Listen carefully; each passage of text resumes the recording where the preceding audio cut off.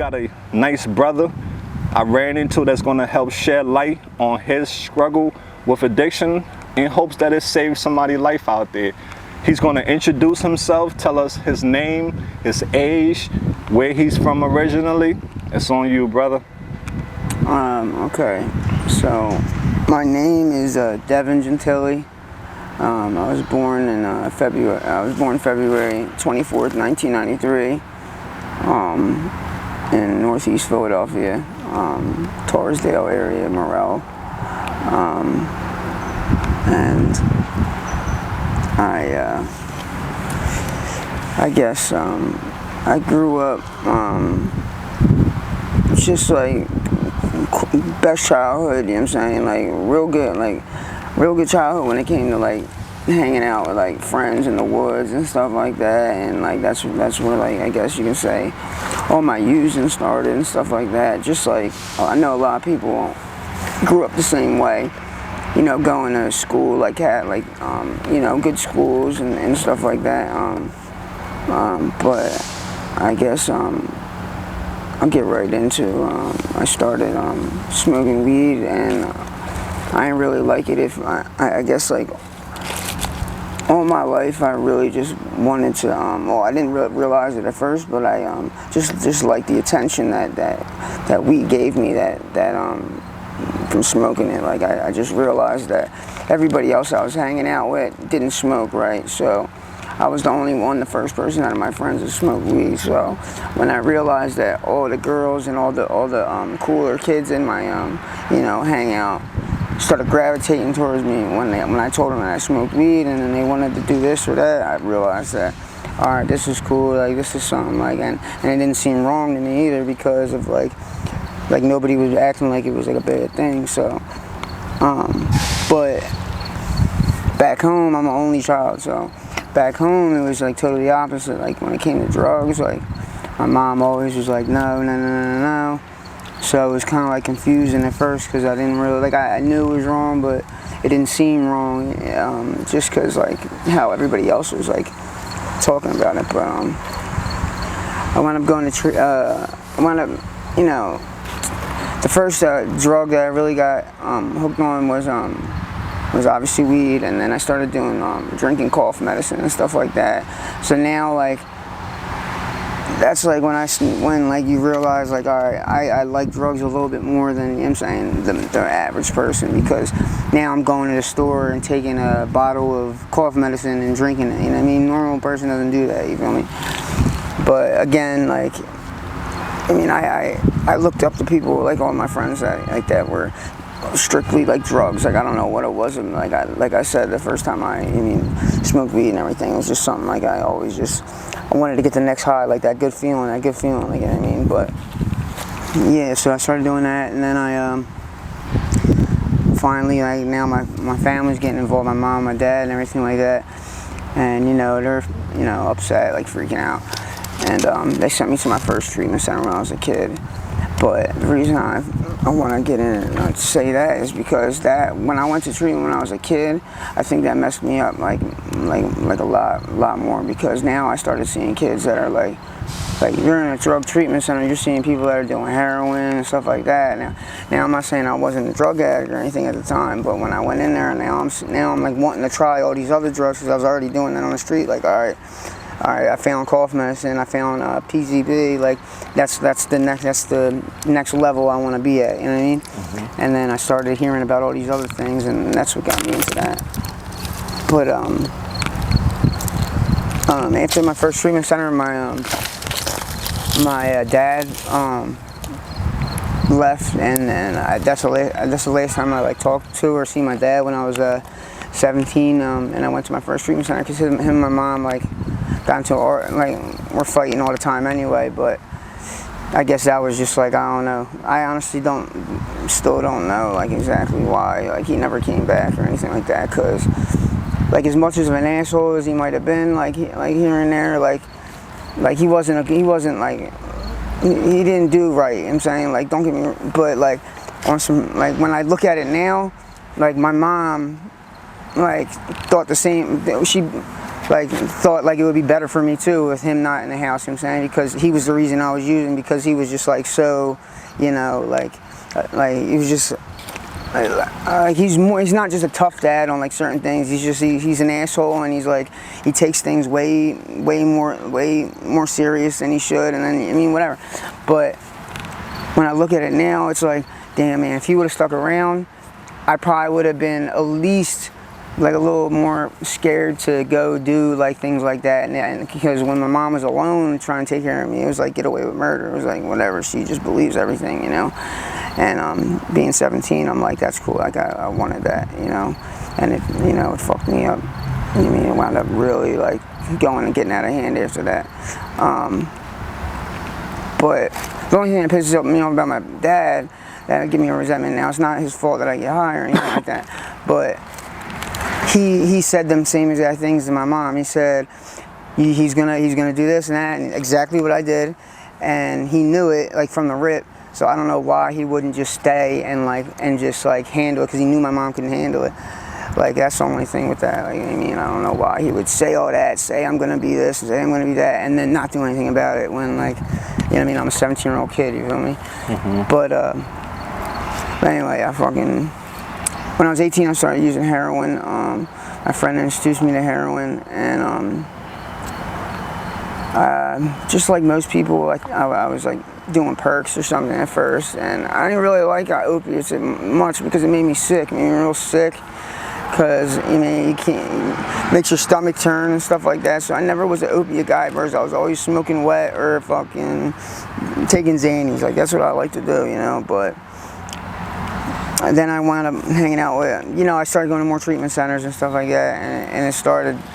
Like that's when, once you get in adult treatment centers, it's like you see, it's either you're here for heroin or you're here for you know, alcohol or something like that, one or the other. Mm-hmm. So I started doing dope a little, started doing perks and stuff a little more often. I mean, I started realizing what the high was really about. It was really about just letting go, escaping, you know what I'm saying, stuff like that, and not having to deal with anything. Because now I'm 18, I'm still young, but I've been kicked out of 2 high schools. That, I mean, was another big thing for me.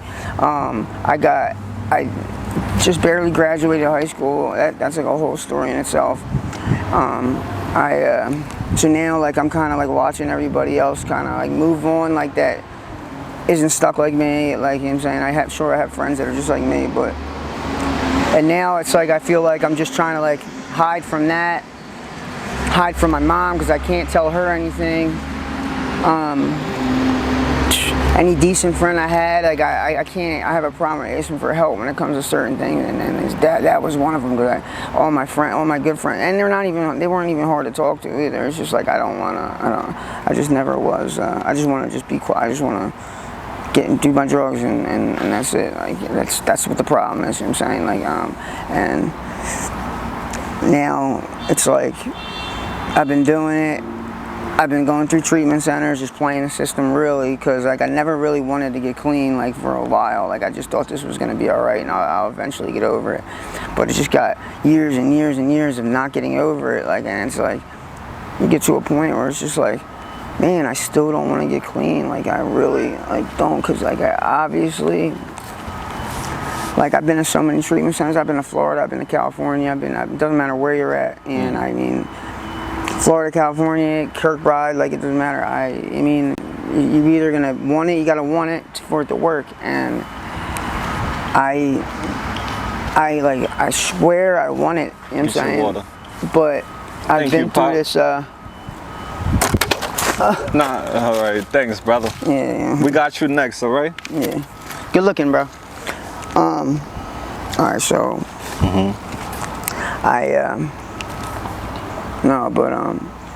yeah, so it's, and it's like, come on, like now I'm just going to treatment center. Hopefully, like now I would say it, like when I get there, I'd be like, hopefully I'll want it after being here for a while, you know what I'm saying? After being clean, maybe it'll show me something that'll make me want to stay like this, you know, because I don't know anything but getting high right now, and like this, and it's just like, I'm getting so far behind now with like life, you know what I'm saying? So now I'm getting, and I've always been like a lazy person, you know what I'm saying? But like that always comes in that, like a lot, that's a lot of it, you know what I'm saying? But, and that's what I used to think it was for like a long time too. I'm just lazy, I don't feel like doing the work, which is, yeah, it's definitely part of it. But once I get, if I do all the work and all that, there's still something else like that's bothering me, like, and I don't know what, and that's one thing I never get to, like when I go to treatment. I've been to maybe like 20 something treatments, 30 treatments maybe, and I probably completed about 2 of them. So I never get, once I get to this part in treatment, like if I get through the detox anyway, that's the part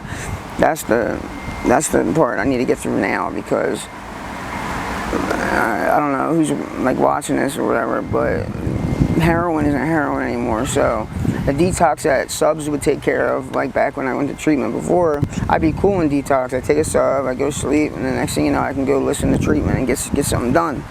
Now it's like they give you whatever it is.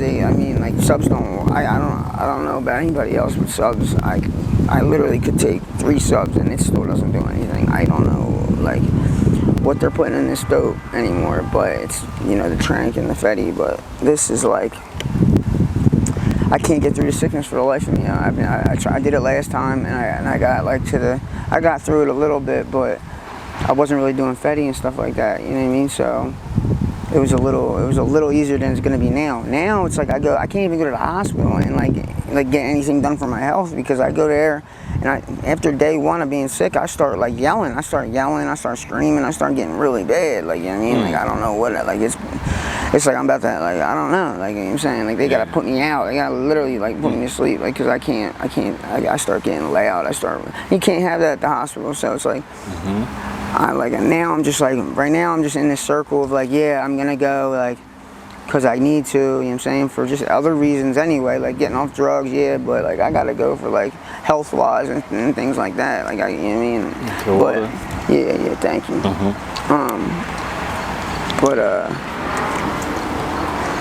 Right now I'm in the circle of just being out here.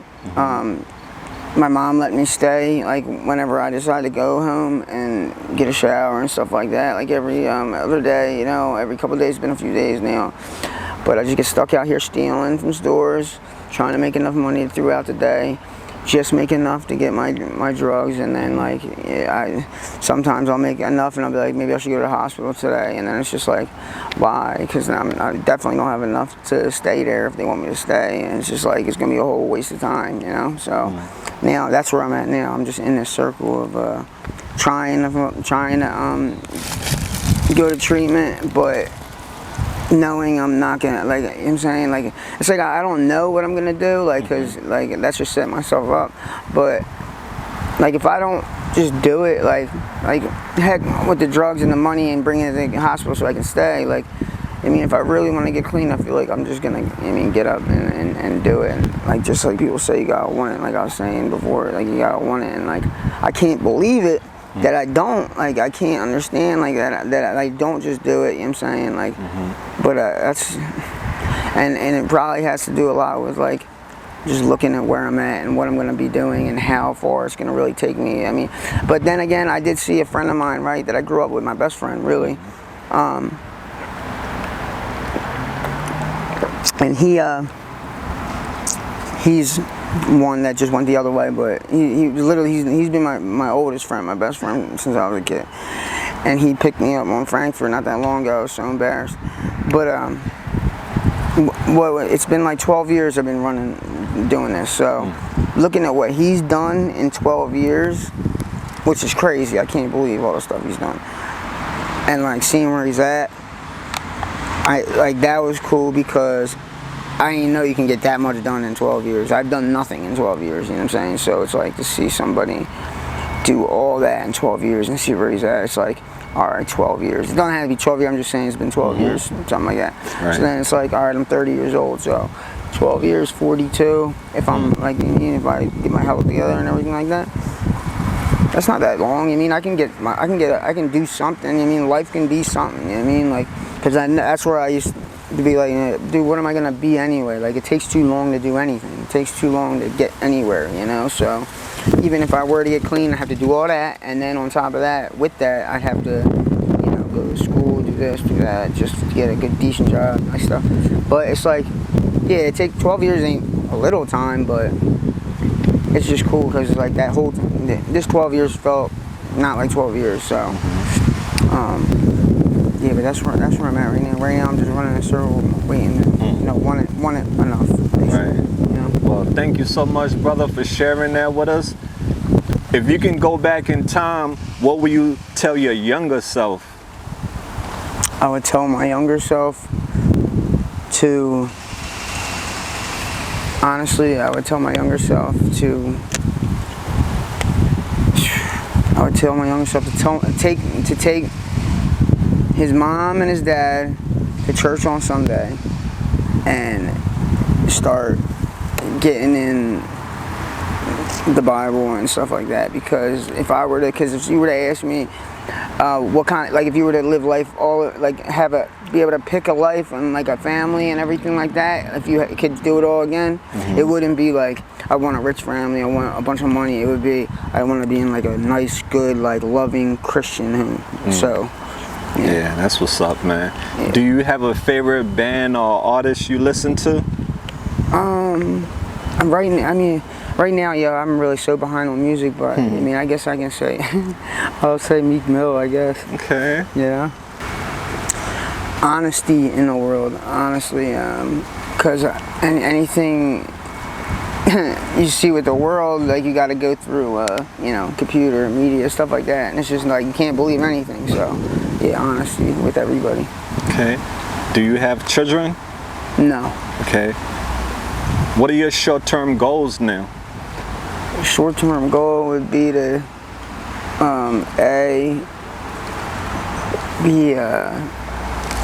find housing, or actually no. My short-term goal would be to actually just get into like, I guess get into detox, something like that. Okay. Yeah. If your friends or your family see this video, what message would you like to send to them? I would just like to send them. I'd just like to say thank you for everything, and just keep being the way you are, because right now you're all doing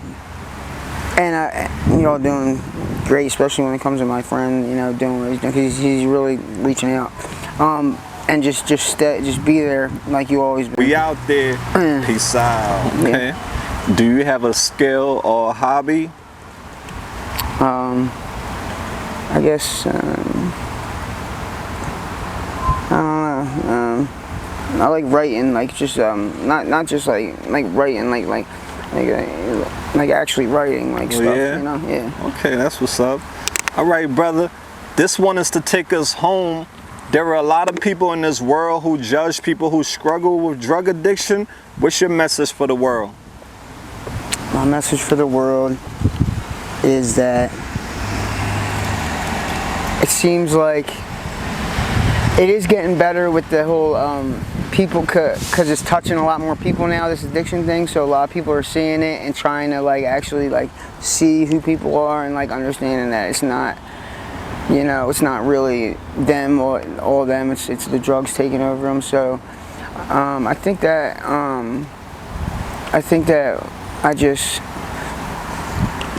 I would like to just see that keep, you know, happening, because I mean, like, not touching, like, you know, people that don't need to be, you know what I'm saying, but what I'm saying is like it needs to like keep happening to where, like, I don't know, it's just a lot of, because still I can you know, I can walk by somebody and I can be hanging out with somebody that doesn't know anything about drugs, and then I walk by a drug addict and they'll say something to me, you know what I mean, and it's just like, they don't even say nothing like wrong, but I can tell like they don't know, like they don't know like what drugs are really doing to people, you feel me? Like, it's not, you know, it's just I just hope, my message for the world is just, if you see, if you can do, I mean, I don't know, I just if you don't know anything about drugs or drug addicts or addiction or anything like that, and you're around it a lot, and like it's part of your day enough to where like maybe you you know, it's either bothering you, like for instance, this is why I'm gonna say that, you know, my mom works for the city, so she goes down. She used to have to go downtown every day and past Kensington every day to go to work. And now she's working from home and don't want to go back to work just for that reason, because everything reminds her of me. So something for, if anybody's going through something like that, like, you know what I mean, where they can't deal with it, like, just I would say go get an Al-Anon or something like that, like something that can teach you about it, or just like do something on your own, like to look into it, and just know that, you know, if you have a kid or something that you haven't, like you just think they're not themselves, and they're not. I mean, they're changed and they're never going to change back. It's not true at all. Like, or they don't love you or something like that. That's not true at all either. My mom says it all the time. I just can't. It ain't that. When it comes to drugs, there's no right. There's no answer to them kind of questions. You know what I mean? That can make you feel like 100% about if they love me or if they don't. You know what I'm saying, because you can't. But yeah. That's deep. Well, brother, thank you so much for being courageous and sharing your story with the world. We're going to stay connected with you. You're part of the AML family now. Cool. Is there anything you're in need of that we can help you with? Right now, no, I'm good. Okay, well, we'll keep you in our prayers, brother, and we'll do follow-ups, and hopefully you can be back with your mom again. That way she won't be heartbroken that her beautiful baby boy is out in the Badlands, Right. you know, just surviving, not living life anymore. So guys, we about to take flight. Remember, don't be bitter, be better. Until next time.